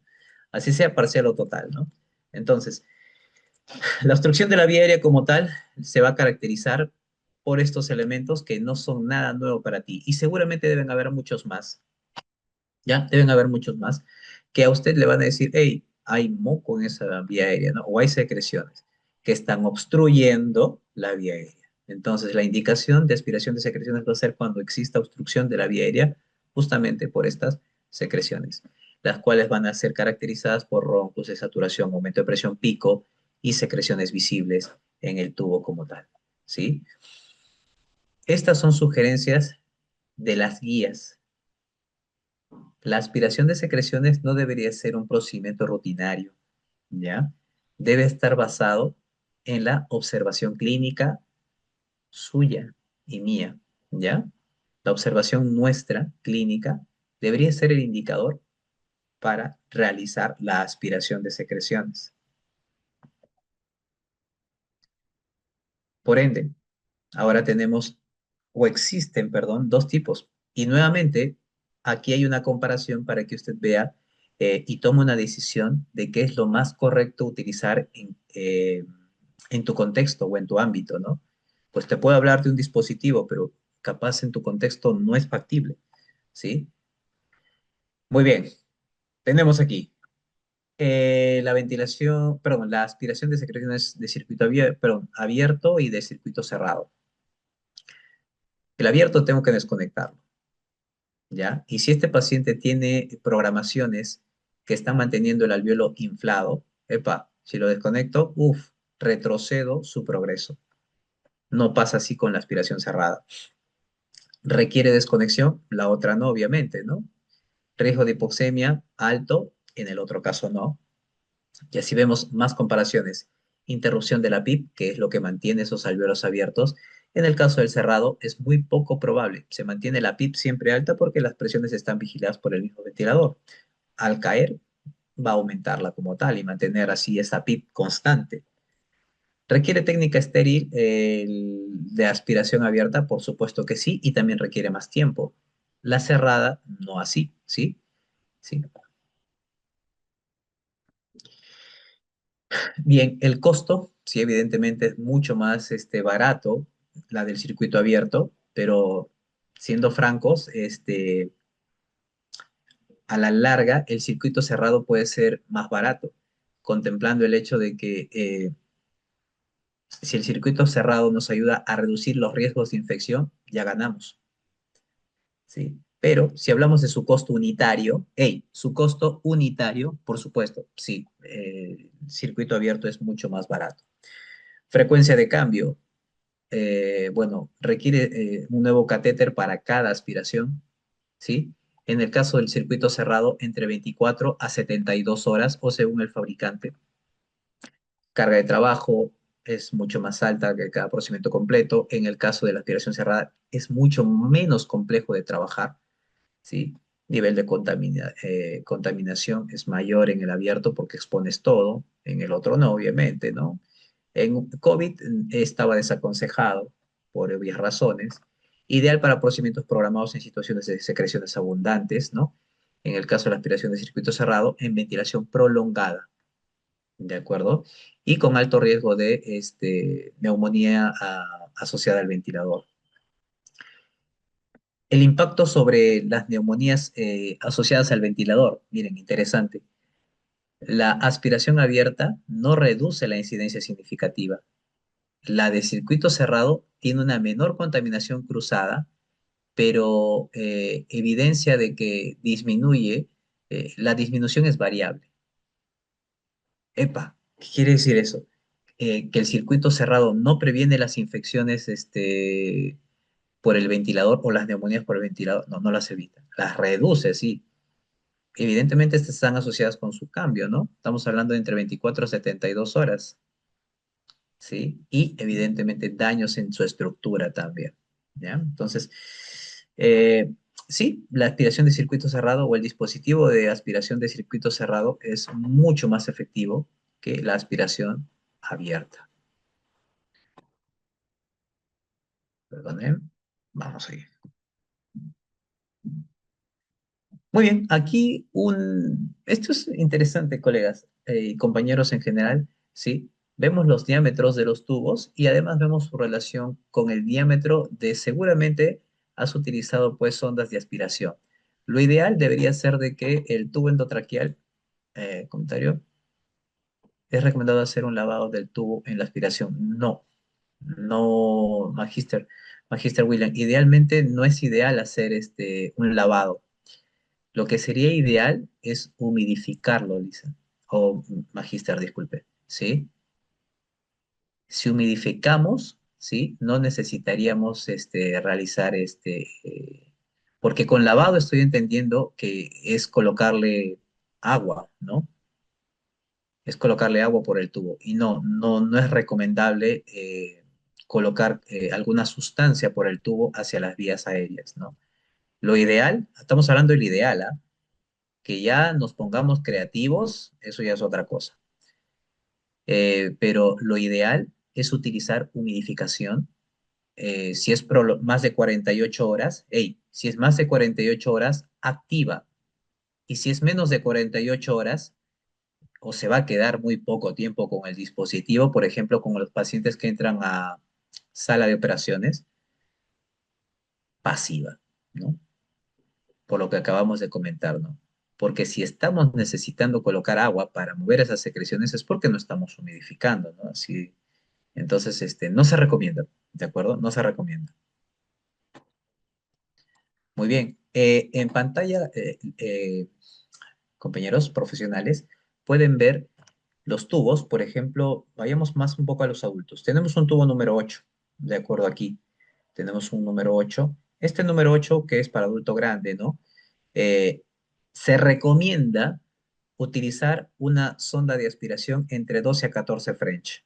Ojo, estamos hablando de estándares y estamos hablando de recomendaciones, ¿sí? Insisto, si nos ponemos creativos, no hay problema, está bien, es válido, es más, usted es quien está atendiendo al paciente, ¿ya? No el libro, ¿sí? Pero lo que se ha estudiado también tiene su valor, ¿no? Entonces, 12 a 14 French. Esto es equivalente a decir que tiene en diámetro, ¿sí? Si el tubo endotraqueal tiene un diámetro de 8, el tubo número 8 tiene un diámetro, una luz de 8, el tamaño de la sonda idealmente debería ser 50% del diámetro del tubo. Si este es 8, el ideal debería ser un 12, ¿de acuerdo? Que se nos permite hasta el 14 porque, bueno, a veces las secreciones pueden ser más espesas, ¿ya? Pero contemple que lo ideal debería ser que la sonda de expiración, ¿sí? Sea 50% menos en su diámetro que la del tubo endotraqueal, ¿de acuerdo? Nos refieren las guías, insisto, ¿ya? Por el tema del secuestro del oxígeno al momento de aspirar, ¿no? Riesgo de hipoxemia, ¿de acuerdo? Muy bien. Entonces, esta es la relación de insisto, los diámetros de tubo y una sugerencia o recomendación del uso de las sondas de aspiración, ¿sí? En el caso, tal vez, yendo hasta el más pequeño que podríamos hablar del 6 tal vez, un pediátrico grande, o un adulto pequeño, 10 a 12 French serían los tubos ideales para, o recomendados, ¿no? Por algunas guías. Pero recordemos que idealmente tenemos que utilizar la sonda que tenga la mitad o 50% menos de diámetro que la del tubo endotraqueal. En este caso, 3.3 es equivalente a 10 French, ¿sí? Es un 55% más pequeño que un diámetro 6. ¿Eh? Un riesgo bajo, ¿de acuerdo? Que podría ser utilizado para la aspiración de secreciones de forma ideal, insisto, ¿de acuerdo? Claro que si tienes secreciones que no han sido humidificadas, vas a requerir pues una sonda un poco más gruesa, ¿no? Esto no aplica tales así pues para alimentos, ¿no? Si es alimentos que es por la boca habitualmente, es otra cosa, ¿no? Ahora, si es por la vía aérea y no, y se requiere un tubo más grueso, tenemos que utilizarla, ¿no? Tenemos que utilizarla. Insisto, estas son recomendaciones. Continuamos. Bien. Ahora, license, ¿y la presión del vacuómetro o del aspirador? Tenemos ahí, ¿de acuerdo? Sugerencias de una guía clínica también, a propósito, ¿sí? En la cual nos sugiere que para los adultos deberíamos generar, bueno, aspirar con presiones negativas entre -100 a -150 milímetros de mercurio. El más pequeño de hasta el neonato de -60 a -100 milímetros de mercurio. No deberían superarse estos valores por evidentes razones, ¿no? De lo contrario, pues la presión, perdón, esto podría generar la aspiración de tejido, ¿no? O la lesión del tejido, perdón. Bien, la presión se debe medir, recomendaciones antes de utilizar el catéter, ¿no? Utilizar la menor presión efectiva, ¿sí? Si estamos hablando que es de 60, perdón, de 100 a 150, si con 110 ya aspiras, perfecto, debería quedar ahí, ¿sí? Eh, Utilizar la menor presión efectiva, limitar el procedimiento a no más de 15 segundos, ajustar el tamaño del catéter, insisto, nuevamente, a -50% del diámetro interno del tubo endotraqueal, ¿sí? O la mitad del diámetro del tubo endotraqueal, si es 8 o un 4, ¿no? Y si la presión es excesiva, puede traducirse en trauma traqueobronquial, sangrado y colapso alveolar. ¡Epa! ¿Sí? Sangrado y colapso alveolar. Bueno, procedimientos de aspiración como tal. Dicen, ¿cómo deberíamos aspirar idealmente? ¿Sí? La mayoría de las guías nos dicen que hay que considerar la clínica, ¿no? Verifica la clínica. La clínica es si escuchas moco, bueno, o si auscultas moco, como tal, ¿sí? Eh, entonces, los ríos respiratorios y todos los elementos que tú sabes que te indican que hay secreciones deberían ser los indicadores. Una vez que estamos seguros o informados de que, hey, ahí hay moco, tengo que retirarlo, ¿sí? No es por rutina, sino por la necesidad, ¿sí? Voy a comenzar a aspirar. O decido aspirar, perdón, decido aspirar. Preparo los equipos, higiene de mano, coloco los guantes, verifico la permeabilidad, posición semifowler, si no está contraindicado, ¿no? Y preoxigenamos, ¿no? Que seguramente usted lo hace muy bien, ¿de acuerdo?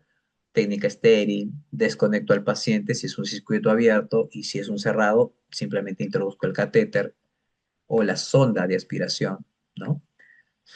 Aplico la succión, ¿no? Si es un adulto, insistimos, de 100 a 150, ¿sí? Idealmente no deberíamos superar esos valores, de lo contrario podemos generar un trauma en la tráquea, ¿ya? Un trauma en la tráquea, ¿sí? El tiempo máximo de aspiración ideal, ahí tienen su guía, por si acaso, para que tengan una base de lo que estamos hablando, ¿sí? De 10 a 15 segundos por succión, ¿ya? El objetivo es, ahí está, prevenir la hipoxemia y la bradicardia, ¿no? ¿Sí? Un efecto vagal, ¿de acuerdo? Que conlleva la bradicardia. Y si es necesario, podemos repetir máximo 2 veces, ¿no? Y preoxigenarlo entre cada aspiración. No, pero yo al toque nomás. Bueno, si nos queremos poner creativos, no hay problema. Pero contempla que 25% eh, de mortalidad le estás agregando al 50% que ya tenía por estar en ventilación mecánica. Bueno, reconectar el ventilador, evaluar la saturación de oxígeno para ver si mejoró el paciente con la liberación de la vía aérea, higiene de manos, ¿de acuerdo? Posibles complicaciones de una aspiración de secreciones no ideales, ¿no? Hipoxemia, arritmias por la estimulación vagal, hemorragia postraumática o posttrauma traqueal, atelectasias, y venga, esta que no te vas a dar cuenta, pues. No, no te vas a percatar, no, no se van a percatar en UCI tal vez, ¿no? Que él posiblemente se adquiera una neumonía asociada al ventilador. Licens, a ver, o compañeros en general, tenemos acá un paciente, compañeros. Acá está su historia clínica, ¿ya? Es un paciente entubado que fue llevado a tomografía, ¿de acuerdo? Fue llevado a tomografía y retorna nuevamente a la unidad. Tú lo recibes, ¿ya? Está en shock trauma, tú lo recibes, ¿de acuerdo? Licens, ¿qué harían? Ahí está el paciente, ¿no? Está ventilado. Acaba de retornar de tomografía, Licens. Nos acaban de reportar su paciente con una insuficiencia respiratoria más neumonía y ahora es nuestro. ¿Qué hacemos?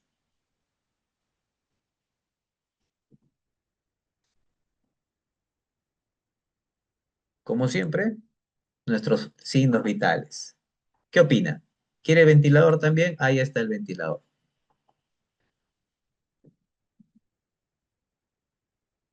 Licens, ¿qué hace usted cuando un paciente vuelve de tomografía y de repente ves estos valores? Bueno, revisando la historia a propósito, tenía un tubo endotraqueal número 8 a nivel 22. ¿Eh? Por si acaso, ya para complementar la información. Acá hay una respuesta. Muy bien. Control de la fijación. Oh, mire, qué interesante respuesta. Gracias, Lupe. Lupe nos dice, revisemos el tubo, compañero Marco. Muy bien, revisemos el tubo, Lupe. ¿Sí? Tenemos ahí. Lupe, el nivel del tubo era, era 22 y mira qué nivel se encuentra ahora. Es más, verifiquemos la presión del balón de neumotaponamiento, idealmente de 20 a 30 centímetros de agua. Eh, ¿Algún problema notan? Ah, a propósito, esto que ve de amarillo en el tubo son secreciones. Hay gorgoteo, miren esa saturación. Control de la fijación del tubo endotraqueal, claro. Significa que se movió en el procedimiento traslado. Listo, Lupe, acá no hay una ciencia espectacular, es un sentido común que usted está pues describiendo y los demás compañeros seguramente ya analizaron. Perfecto, pero en el análisis no queda. Aquí hay un problema, ¿cierto? Acá tenemos un problema importante. ¿Se desplazó el tubo? Claro que sí, compañero Jaime, se ha desplazado, ¿cierto? Y evidentemente esto está perjudicando el estado de salud del paciente. ¿Cómo lo evidenciamos? Ahí están los signos vitales. Compañero Jaime, Lupe, usted y yo debemos saturar 95 a más. Este señor está saturando 90, a pesar de tener un FIO2 al 100%. Oh, mire, estamos tomando decisiones. Claro, Lupe está desaturando. Jaime, estás tomando decisiones. Muy bien. Claro, por supuesto. Bueno, vamos allá. Miren acá. Cada acción tiene que estar fundamentada, pues, con un diagnóstico, ¿no? Tenemos dos diagnósticos de enfermería aquí, ¿ya? Uno es el deterioro intercambio gaseoso de desequilibrio ventiloperfusión, no se preocupen, no es examen, ¿ya? Y el otro, limpieza ineficaz de vías aéreas. Hay que solucionarlo, ¿cierto? La solución, ya nos lo dieron ya Jaime, Loti, ¿no? Lupe nos ha dado el análisis, ¿de acuerdo? Que seguramente también ya determinó cuál es el manejo de este paciente. Y estas actividades que ustedes están mencionando, muy bien determinadas, están basadas en estas dos conclusiones, ¿no? Y lo que vamos a hacer, pues, evidentemente es lo que usted ha dicho. aspirar las secreciones, reubicar el tubo donde corresponde y, evidentemente, Licens, no olvidemos la revisión de la humidificación, ¿de acuerdo? La cual puede ser pasiva o activa. En el caso vuestro de emergencia, habitualmente tener más de 48 horas a un paciente no es real, ¿no? No es habitual, ¿no? Pero bueno, no conozco la realidad exactamente, ¿no? Capaz sí los tenemos más de 48. Nos dicen las guías, nos sugieren que debemos instalar, por si es más de 48 horas, una humidificación pasiva, perdón, activa. Dicen, pero no tenemos. ¿Tenemos opción o plan B? Compañeros profesionales, no tenemos humidificación activa. No hay, no tenemos. ¿Tenemos plan B? ¿Tienen plan B en el hospital? ¿Cuál sería nuestro plan B si no podemos instalar en un paciente que ya tiene 4 días humidificación activa? ¿No? Nuestro plan B, que creo que es una pregunta muy sencilla, capaz por eso no la respondemos, es que humidificación pasiva, ¿no? No tienes, listo. Las sugerencias nos dan la guía, la decisión la toman ustedes. Claro, claro que sí, Jaime, por supuesto. Hey, las decisiones las toma usted, ¿sí? Buscando el beneficio del paciente, pero en definitiva hay elementos que pueden limitar ello. Lo que hoy día hemos estado revisando a propósito han sido las herramientas que usted puede utilizar para estas situaciones, ¿de acuerdo? Y miren, les comento, gracias a ustedes, miren los signos vitales, gracias a que Jaime, Lupe, Loti y el licenciado Williams y los demás compañeros, Edward, ¿de acuerdo? Gracias a que los demás compañeros tomaron decisiones muy adecuadas, miren los signos vitales ahora, ¿de acuerdo? Los parámetros ventilatorios incluso han mejorado, ¿sí? Y ahora tenemos un paciente estable, ¿sí? El tubo endotraqueal ya está fijado donde corresponde, todo mejor. ¿De acuerdo? Entonces, la cultura aquí que debemos seguir es que todo paciente que va a ser movido o que es movido debería tener una revisión del tubo endotraqueal en sus características, ¿sí? En sus características. Bueno, gracias a su oportuna atención y cuidados efectivos, el paciente ha sido estabilizado y contiene su evolución con mejores posibilidades de supervivencia. Gracias a usted, le agregaste 25% de posibilidades de supervivencia gracias a tu atención. Excelente trabajo, ¿eh? Buen compromiso en la seguridad también. Bueno, estas son las fuentes por las cuales hemos tenido esta información y además usted puede revisarlas posteriormente en la página de ASIS, ¿de acuerdo? Muy bien, cerramos esta parte y gracias por su atención y vamos a ingresar a la segunda parte.